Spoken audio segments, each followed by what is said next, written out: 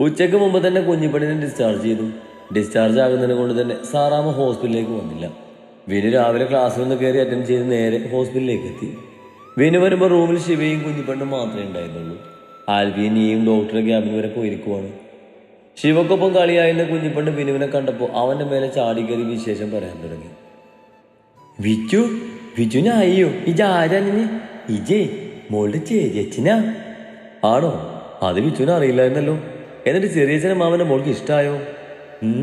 ഇച്ചായി. ചെറിയച്ഛൻ കോഴിക്ക് വലിയ ചേച്ചിബീനെ കൊണ്ടിട്ടല്ലോ. പിന്നെ മോളുടെ കുരേ കുറേ നേരെ ചഞ്ചാച്ചു. മോക്ക് കോരി ഉമ്മി തന്നെ വിച്ചു. കുഞ്ഞിപ്പണ്ട് വിനുവിന്റെ കയ്യിൽ നിന്ന് ശിവയെ നോക്കി പറഞ്ഞതും ശിവ കുഞ്ഞിനെ നെറുകയിലൊന്ന് തലോടി. അപ്പോഴേക്കും ആൽഫി നീയും മുറിയിലേക്ക് വന്നു. ആൽഫിയാണ് ആദ്യം മുറി തുറന്ന് കയറി വന്നത്.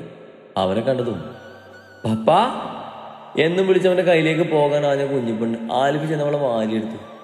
കുഞ്ഞിനെ എടുക്കുമ്പോൾ ആൽഫി വിനുവിനെ നോക്കിയൊന്ന് ചിരിച്ചുവെങ്കിലും അത്ര നേരം ചിരിച്ചുകൊണ്ടിരുന്ന വിനുവിന്റെ മുഖം മാറ്റി അവിടെ ഗൗരവം നിറച്ചു. ആൽഫി ഒന്നും നോക്കാതെ അവൻ പുറകെ വന്ന നീയക്കരികിലേക്ക് നേരെ പോയി ആൽഫിയുടെ മുഖം പാടി. നിജി, ഡോക്ടർ എന്താ പറഞ്ഞത്? വേറെ കുഴപ്പമൊന്നുമില്ല വിനു. വേദനക്കുള്ള മരുന്നും പിന്നെ പനിയോ മറ്റോ വന്നാൽ കൊടുക്കാനുള്ള മെഡിസിനും നൽകി. നെറ്റിയിലെ സ്റ്റിച്ച് 4 ദിവസം കഴിഞ്ഞു വന്ന് എടുത്താൽ മതി എന്നും പറഞ്ഞു. എന്നാൽ നമുക്ക് ഇറങ്ങാം, വിനു പറഞ്ഞതും അവൾ തലയാട്ടി. പിന്നെ അധികം താമസിയാതെ അവർ ഹോസ്പിറ്റലിൽ നിന്ന് ഇറങ്ങി. ശിവയുടെ കാറിലാണ് തിരികെ പോയത്. ആൽഫി കുഞ്ഞിനെയും കൊണ്ട് കോട്ടറി സീറ്റിൽ കയറിയപ്പോൾ നീയയും വിനുവും പിറകിലത്തെ സീറ്റിലിരുന്നു. മുംബൈയിലെ മൾട്ടി സ്പെഷ്യാലിറ്റി ഹോസ്പിറ്റലിലെ ഓപ്പറേഷൻ തിയേറ്ററിന് മുമ്പിൽ ലക്ഷ്മനായി കാത്തിരിക്കുകയായിരുന്നു എബി. അവനോടൊപ്പം ലിയോണിനെ കുറിച്ച് പേഴ്സണൽ സ്റ്റാഫും ഉണ്ട്. ലിയോണിന്റെ കാർ ആക്സിഡന്റായി അവനോട് അഡ്മിറ്റ് ആക്കി എന്നുള്ള കോൾ വന്ന് ഓടി വന്നതാണ് അവർ. വന്ന് അന്വേഷിച്ചപ്പോഴാണ് ആൾക്ക് ക്രിട്ടിക്കലാണ്, ഓപ്പറേഷന് കയറ്റിയിരിക്കുന്നത് അറിഞ്ഞത്. പെട്ടെന്ന് ഓപ്പറേഷൻ തിയേറ്ററിൽ ഡോർ തുറന്ന് ഡോക്ടർ പുറത്തേക്ക് വന്നു. എബി വെപ്പളത്തോടെ ഡോക്ടർക്ക് മുന്നിലേക്ക് ചെന്നു. Doctor, Leon? സോറി, ഒന്നും പറയാനായിട്ടില്ല. നല്ല രീതിയിൽ ഇഞ്ചുറി ഉണ്ട്. സോ ഒരു 24 മണിക്കൂർ കഴിയാതെ ഒന്നും പറയാൻ പറ്റില്ല. ഞങ്ങളെ കൊണ്ട് ചെയ്യാൻ പറ്റുന്നതൊക്കെ ചെയ്തിട്ടുണ്ട്. ബാക്കിയൊക്കെ ഈശ്വരന്റെ കയ്യിലാണ്. എബിന്റെ തോളിലൊന്ന് തട്ടി അത്രയും പറഞ്ഞ് ഡോക്ടർ നടന്നകന്നു. ഡോക്ടർ വാക്കുകൾ കേട്ട് എബി തളർന്ന് അവിടെ ഉണ്ടായിരുന്ന ചെയറിലേക്ക് ഇരുന്നു പോയി. ശിവയുടെ കാറ് ഫ്ലാറ്റിലെത്തുമ്പോഴേക്കും കുഞ്ഞിപ്പണ്ണ് ഉറക്കം പിടിച്ചിരുന്നു. കാറിൽ നിന്ന് ആദ്യം ഇറങ്ങിയത് ശിവയും വിനുവാണ്. അവർ രണ്ടുപേരും വണ്ടിയിൽ നിന്നിറങ്ങി കാറിന്റെ ഡിക്കി തുറന്ന സാധനങ്ങൾ എടുത്തുകൊണ്ട് അകത്തേക്ക് നടന്നു. കുഞ്ഞിപ്പണ്ണ് കയ്യിൽ കിടന്ന് ഉറങ്ങുന്നത് കൊണ്ട് വളരെ പതിയാണ് ആൽഫി കാറിൽ നിന്ന് ഇറങ്ങിയത്. ആൽഫി പതിയെ കാറിൽ നിന്ന് ഇറങ്ങി തിരിയുമ്പോഴാണ് കണ്ണുകളടിച്ച് സീറ്റിൽ ചാരി കിടക്കുന്ന നീയെ അവൻ കാണുന്നത്. അവൻ പെട്ടെന്ന് മുൻപോട്ട് നോക്കി. വിനുവിന്റെയും ശിവയുടെയും പൊടി പോലും കാണാനില്ല. അവരിപ്പോൾ അങ്ങ് ഫ്ലാറ്റിലെത്തിയിട്ടുണ്ടാവും, അവൻ ഓർത്തു. അവൻ പതിയെ ആ ഗ്ലാസ്സിലൊന്ന് തട്ടി. 2 കൊട്ട് കഴിഞ്ഞപ്പോൾ നീയെ കണ്ണു തുറന്ന് ചുറ്റും നോക്കി. ഫ്ലാറ്റ് എത്തി പെണ്ണെ, ഉറങ്ങിപ്പോയോ? അവൻ ചിരിയോടെ ചോദിച്ചതും അവൾ ചുണ്ടു കൂർപ്പിച്ചവനെ നോക്കി. അവൾ ദേഷ്യത്തിൽ തന്നെ ഡോറ് വലിച്ചു തുറന്നിറങ്ങി മുൻപോട്ട് നടന്നതും അവളുടെ തോളിൽ കിടന്ന ചുരിദാറിന്റെ ഷാള് മുൻപിലേക്ക് കുറച്ച് ഇറങ്ങിയാണ് കിടന്നത്. അതിലൊന്ന് കാല് തട്ടി പെണ്ണ് മുൻപോട്ട് വീഴാനാഞ്ഞു. ആ എന്നാൽ ആൽഫിയുടെ വലം കൈ അവളുടെ ഇടുപ്പിൽ വീണിരുന്നു. ഒന്ന് കണ്ണു ചിമ്മിയ നിമിഷം കൊണ്ട് ആൽഫി അവൾ വലിച്ചവനെ നെഞ്ചിലേക്ക് ഇട്ടു. തോളിൽ കിടന്നുറങ്ങുന്ന കുഞ്ഞിപ്പെണ്ണിനെ ഒരു കയ്യിൽ പിടിച്ച് മറുകൈ തന്റെ പെണ്ണിനെയും പൊതിഞ്ഞു പിടിച്ച് അവൻ നിന്നു. നീ കണ്ണുകൾ ഇടുകയടിച്ച് പോയിരുന്നു. ആ കണ്ണു തുറന്ന് നോക്കു പെണ്ണെ, വീണത് നിലത്തല്ല, ഹിജാന നെഞ്ചിലടി. ചുണ്ടിൽ പിരിഞ്ഞ കുസൃതി ചിരിയോടെ അവളുടെ അടഞ്ഞ കൺപോളകൾക്ക് മീതെ ഒന്ന് ഊതി അവൻ പറഞ്ഞതും നീ ആ കണ്ണുകൾ ആഞ്ഞു തുറന്ന് അവനൊന്ന് നോക്കി. തന്റെ മുഖത്തേക്ക് നോക്കി ഒരു കള്ളച്ചിരിയോടെ നിൽക്കുന്നവനെ കണ്ടതും അവൾക്കങ്ങ് വിറങ്ങലിച്ച് വന്നു. ആരോട് ചോദിച്ചിട്ടാണ് താൻ എന്നെ പിടിച്ചേ? അവന്റെ കയ്യിൽ കിടന്ന് കുതിറി മാറി അവൾ കലിപ്പോടെ ചോദിച്ചു. പയ്യെ പറ, കുഞ്ഞുറങ്ങുവാ. അവൻ ചൂണ്ടുവിരലിൽ ചുണ്ടു തൊട്ട് പതിയെ പറഞ്ഞതും നീ ഒന്ന് അടങ്ങി. നിങ്ങൾ എന്നാത്തിനാ എന്റെ ദേഹത്ത് തൊട്ടെന്നാണ് ഞാൻ ചോദിച്ചത്? അവൾ അധികം ഒച്ച വെക്കാതെ ചോദിച്ചു. അപ്പോഴും മുഖത്ത് ദേഷ്യം തന്നെയായിരുന്നു. പിന്നെ നിന്നോട് ചോദിച്ചിട്ടല്ലേ ഞാൻ ഇതിന് മുമ്പ് നിന്നെ തൊട്ടിട്ടുള്ളത്? ആൽഫി പയ്യെ അവൾ കേൾക്കാതെ പൊരുകൊടുത്തു. എന്താ എന്താ നിങ്ങളിപ്പോ പറഞ്ഞേ? അവനെന്തോ പറയും പോലെ തോന്നി അവൾ ദേഷ്യത്തോട് എടുത്ത് ചോദിച്ചു. അല്ല, ഞാൻ നീ വീഴാൻ പോയപ്പോൾ പിടിച്ചാന്ന് പറഞ്ഞതാ. പുറത്തേക്ക് വരുന്ന ചിരി കടിച്ചു പിടിച്ച് ആൽഫി പറഞ്ഞു. രാവിലെ ഹോസ്പിറ്റലിൽ വെച്ച് നിങ്ങൾ എന്നോട് ഇതുപോലെ ചെയ്തു. ഇപ്പതാ ഇവിടെയും. ഒരു കാര്യം ഞാൻ പറയുവാ, ഇനി മേലെ എന്റെ അനുവാദമില്ലാതെ എന്നെ തൊട്ടാലുണ്ടല്ലോ, അപ്പൊ താൻ വിവരം അറിയും, നോക്കിക്കോ. ചുണ്ടുകൾ കൂർപ്പിച്ച് അവന് നേരെ വിരൽ ചൂണ്ടി കലിപ്പോടെ അത്രയും പറഞ്ഞവൾ ചാടിത്തുള്ളി അവിടുന്ന് പോയി. നീ വീണ് പോയാൽ ഞാൻ ചുമ്മാ നോക്കി നിൽക്കുമെന്ന് വിചാരിച്ചോടി നീ? ഇല്ല പെണ്ണേ, ഇനി ഒരിക്കലും നിന്റെ കാലുകൾ ഇടാൻ ഞാൻ സമ്മതിക്കില്ല. അതെനിക്ക് ഇഷ്ടമായില്ലെങ്കിലും ആണെങ്കിലും ഇനിയും നിന്നെ ഞാൻ പിടിക്കും, കേട്ടോടി കോൽക്കമ്പി. ദേഷ്യത്തോട് പെറുപെടുത്ത് പോകുന്നവളെ നോക്കി ഒരു ചിരിയോടെ പറഞ്ഞവൻ അവൾക്ക് പിറകെ പോയി. ഫ്ലാറ്റിലെത്തിയ നീയ നേരെ തന്റെ മുറിയിൽ കയറി വാതിലടിച്ചു. ബാത്റൂമിൽ കയറി വാഷ് ബേസിന് മുന്നിൽ പോയി പൈപ്പ് തുറന്ന് കൈക്കുമ്പിളിൽ വെള്ളമെടുത്ത് പലതവണയായി മുഖത്തേക്ക് ഒഴിച്ചു. ചുവന്ന് കലങ്ങിയ കണ്ണുകളുമായി അവൻ മുന്നിലെ കണ്ണാടിയിലേക്ക് സ്വയം നോക്കി. നിമിഷങ്ങൾക്ക് മുമ്പ് ആൽഫിയുമായി നടന്ന സംഭവങ്ങൾ അവൾ ഓർത്തു. പിടിച്ചു നിൽക്കാൻ ശ്രമിക്കുന്നവർ തോറ്റു പോകാനുള്ള താൻ ആ മനുഷ്യന്റെ സാമീപ്യത്തിൽ പതറിപ്പോകുന്നല്ലോ കർത്താവിൻ്റെ മനസ്സ്. എന്തെനിക്കിങ്ങനെ പറ്റുന്നേ? വേദനിച്ചത്ര ഞാനല്ലേ? തോറ്റുപോയത് ഞാനല്ലേ? ആരല്ലാതെ അടി പായിച്ചതല്ലേ എന്നെ? അവൾ കണ്ണുകളിൽ കിടച്ച് ഏങ്ങിക്കരഞ്ഞു. ഇല്ല, ഇനിയും അങ്ങനെ തോറ്റു കൊടുക്കില്ല നീയ. വേണ്ട, ഇട്ടേച്ച് പോയവർ ആരും വേണ്ട നീക്ക്. ഇനിയും ഞാൻ എന്നെ വേദനിപ്പിക്കില്ല. അനുഭവിച്ച വേദനകളെല്ലാം ഓർത്തതും ഉള്ളിൽ ദേഷ്യം ഉള്ളിലെടുത്തു. കണ്ണുകൾ വാശിയോടെ അമർത്തി തുറച്ചപ്പോൾ മുഖത്തേക്ക് വീണ്ടും വെള്ളമൊഴിച്ച് ഉള്ളിൽ എന്തോ തീരുമാനിച്ചുറപ്പിച്ച പോലെ. വലത് കൈക്ക് ഒടിവുണ്ട്, കാലിന് ഫ്രാക്ചറും, പിന്നെ കാറിൽ നിന്ന് തെറിച്ചു വീണപ്പോൾ തലയ്ക്ക് പിറകിൽ ആഴത്തിൽ ഇഞ്ചറി ഉണ്ട്. ആ മുറിവാണ് കുറച്ച് കോംപ്ലിക്കേറ്റഡ് ആയിട്ടുള്ളത്. ഇതുവരെ ബോധം വന്നിട്ടില്ലാത്തത് കൊണ്ട് തലക്കേറ്റ മുറിവിൻ്റെ ആസക്തി എത്രയോളം പറ്റിയിരുന്നെന്ന് അറിയില്ല. അവൻ ബോധം വന്നതല്ല അറിയാൻ പറ്റുമോ? പിന്നെ അധികം ഹോപ്പ് വേണമെന്നാണ് ഡോക്ടർ പറഞ്ഞത്. ചിലപ്പോൾ കോമയ്ക്ക് ചാൻസ് ഉണ്ടാവുമെന്ന്. എൻ്റെ കർത്താവേ, എന്തൊരു പരീക്ഷണാണിത്! എബി പറഞ്ഞു നിർത്തിയതും ജേക്കബ് ഒരു തളർച്ചയോടെ അവിടെയുള്ള ചെയറിലേക്ക് ഇരുന്നു. അപ്പനൊരു താങ്ങുപോലെ അയാളെ പിടിച്ചുകൊണ്ട് എബിയും കൂടിയിരുന്നു. ലിയോണിനെ കെടുത്തിരിക്കുന്ന ഐസിന് മുന്നിലാണ് ഇരുവരും. ലിയോണിന്റെ ആക്സിഡന്റ് അറിഞ്ഞ് രാവിലെ തന്നെ നാട്ടിൽ നിന്ന് എത്തിയതാണ് എബിയുടെ പപ്പ ജേക്കബ് തിരകൻ, ജോബിന്റെ മൂത്ത ജ്യേഷ്ഠൻ. അവനറിഞ്ഞു എബി? കൊച്ചാപ്പനെ അപ്പോഴേ ഞാൻ വിളിച്ച് പറഞ്ഞിരുന്നു. ആളിവിടെ ഇല്ല, സിംഗപ്പൂർ ഒരു ബിസിനസ് മീറ്റിങ്ങിനാണ്, വരാൻ വൈകുമെന്ന് പറഞ്ഞു. ആ, സ്വന്തം മകനെ ഇവിടെ അങ്ങോട്ടോ ഇങ്ങോട്ടോ എന്നില്ലാതെ കിടക്കുമ്പോഴാ അവൻ്റെ ഒരു കാച്ചവടം. ജേക്കബ് ദേഷ്യത്തോടെ പറഞ്ഞു. അയാൾക്കപ്പോൾ സ്വന്തം മകനെ പോലും മാറ്റി നിർത്തുന്ന അനിയനെയോർത്ത് വല്ലാത്ത വെറുപ്പ് തോന്നി.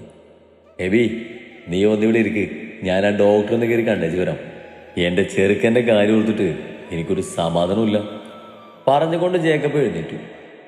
പാപ്പ ഒറ്റയ്ക്ക് പോകണ്ട, ഞാനും കൂടെ വരാം. എബിയും ജേക്കബിനൊപ്പം എഴുന്നേറ്റതും അവരിവരും കൂടെ ഡോക്ടറുടെ ക്യാബിനിലേക്ക് പോയി. ഹാളിലെ സോഫയിൽ കുഞ്ഞിപ്പെണ്ണിനെ ചേർത്ത് പിടിച്ചിരിക്കുകയെന്ന് ആൽഫി. മോള് നല്ല ഉറക്കത്തിലാണ്. അവളുടെ കുഞ്ഞുമുഖത്ത് തലവതിനോടൊപ്പം അവൻ്റെ കണ്ണുകൾ നീള മുറിയുടെ അടഞ്ഞ വാതിലേക്കും പോകുന്നുണ്ട്. അവർ വന്നിട്ട് ഇപ്പോൾ കുറേ നേരമായി. നീ ഇതുവരെ ഈ റൂമിന് പുറത്തിറങ്ങിയിട്ടില്ല. ഉച്ചയ്ക്ക് കഴിക്കാനായി സാറമെല്ലാം ഒരുക്കി വെച്ചിരുന്നു. ഷിബിയോടും ആൽഫിയോടും കഴിച്ചിട്ട് അവളുടെ ഫ്ലാറ്റിലേക്ക് പോകാമെന്ന് പറഞ്ഞു. നീ കൂടി വന്നിട്ട് കഴിക്കാമെന്ന് ആൽഫി പറഞ്ഞു. ഷിബിയും ആദ്യം അങ്ങനെ പറഞ്ഞെങ്കിലും സമയം ഒരുപാട് പോയതുകൊണ്ട് വിനുവും സാറേയും നിർബന്ധിച്ചപ്പോൾ ശിവ വിനോടൊപ്പം ഇരുന്ന് കഴിച്ചു. അപ്പോഴും ആൽഫിനിയേക്കായി കാത്തിരുന്നു. ഇതിനിടയിൽ സാറമ്മയും വിനും അവളെ ഊണ് കഴിക്കാനായി മാറി മാറി വിളിച്ചിരുന്നു. എന്നാൽ നീയിൽ നിന്നും ഒരു മറുപടിയും അവർക്ക് കിട്ടിയില്ല. മോനെ ആൽഫി, കുറെ നേരായില്ലേ കുഞ്ഞിനെയും കൊണ്ട് ഇങ്ങനെ ഇരിക്കുന്നേ?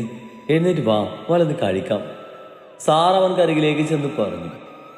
വേണ്ട സാറമ്മേ, അവളൊന്നും കഴിച്ചിട്ടില്ല ഇതുവരെ. അവൾ കൂടി വരട്ടെ, എന്നിട്ട് കഴിക്കാം. എന്നാ മോനൊരു കാര്യം ചെയ്യും, കുറെ നേരായില്ലേ കുഞ്ഞു കയ്യിലിരുന്ന് ഇങ്ങനെ ഉറങ്ങുന്നു. അവളെന്ന് വിനുവിൻ്റെ മുറിയിലേക്ക് കിടത്ത്. സാറ പറഞ്ഞപ്പോൾ ആൽഫി ശരിയാണെന്ന് ഓർത്തു. ഒന്നാമത് കുഞ്ഞിൻ്റെ നെറ്റിയിൽ ചെറിയ കെട്ടൊക്കെ അവൾക്ക് കുറച്ച് അസ്വസ്ഥത ഉണ്ടാക്കുന്നുണ്ട്. അവൻ വളരെ പതിയെ മോളെയും എടുത്ത് സാറൊക്കെ പിറകെ വിനുവിൻ്റെ മുറിയിലേക്ക് ചെന്നു. വിനു ഊണ് കഴിഞ്ഞപ്പോൾ പെട്ടെന്ന് പോയി വരാമെന്ന് പറഞ്ഞ് സൂപ്പർ മാർക്കറ്റ് വരെ പോയിരിക്കുവാണ്. ശിവ ഊണ് കഴിഞ്ഞപ്പോൾ അവളുടെ ഫ്ലാറ്റിലേക്ക് പോയിരുന്നു. കുഞ്ഞിനെ പതിയെ ബെഡിലേക്ക് കിടത്തി അവളുടെ സൈഡിലായി 2 പില്ലോയും വെച്ച് കൊടുത്തു.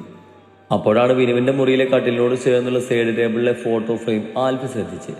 2 ഫോട്ടോകൾ ഒന്നിച്ചുള്ള ഒരു ഫ്രെയിമാണത്. ഒന്നിൽ വിനുവും നീയയും കുഞ്ഞിപ്പെണ്ണുമാണ്, ഒന്നിൽ വിനു മറ്റൊരു പെൺകുട്ടിയെ കെട്ടിപ്പിടിച്ച് നിൽക്കുന്ന ഫോട്ടോയും. ഇതാരാ സാറമ്മേ ഈ കുട്ടി? ആൽഫി ആ ഫോട്ടോ ചൂണ്ടി സാറയോട് ചോദിച്ചു. അത് വീണമോള ആൽഫി, വിനുവിൻ്റെ ചേച്ചി. ഓ, വിനുവിനൊരു സഹോദരി കൂടിയുണ്ടോ? എനിക്കറിയില്ലായിരുന്നു. പക്ഷേ ഇങ്ങനെ ഒരാൾ ഇവിടെ കണ്ടില്ലല്ലോ. കാണാൻ വഴിയില്ല ആൽഫി, കാരണം വീണമോൾ ഇപ്പോഴില്ല. ഡൽഹിയിൽ പഠിക്കായിരുന്നു വീണ. കുറച്ച് വർഷങ്ങൾക്ക് മുമ്പ് അവിടെ ഉണ്ടായ ഒരു ആക്സിഡന്റിൽ വീണമോൾ മരിച്ചുപോയി. സാറ പറഞ്ഞതും ആൽഫി വിശ്വാസം വരാത്ത രീതിയിൽ അവനെ ഒന്ന് നോക്കി.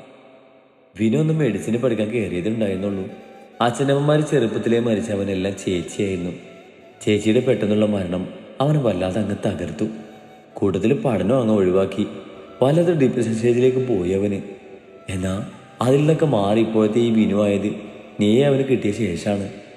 സാറൊരു പുഞ്ചിരിയോടെ പറഞ്ഞതും ആൽഫിയും ഒന്ന് ചിരിച്ചു.